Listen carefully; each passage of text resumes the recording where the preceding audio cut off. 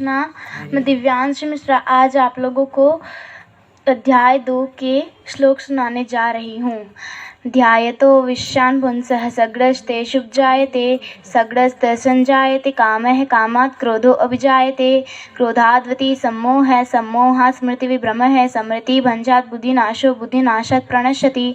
रागद्वेष विमुक्तेषु विषयानेन्द्रियेषु चिरन् आत्मवश्ये विधेयात्मा प्रसादमधिगच्छति प्रसादे सर्वे दुख है खानम हानि रस्योपजायते प्रशंसेश्वर्यांशु बुद्धि है पर्यवतिष्ठते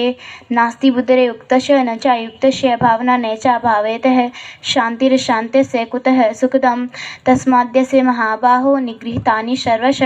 इन्द्रियाणि निन्द्रियार्थे वस्य तस्य प्रज्ञा प्रतिष्ठिता यानिशा सर्वभूतानां तस्यां जागृति संयामी यस्यां जागृति भूतानि शानिशा पश्यत मुनेः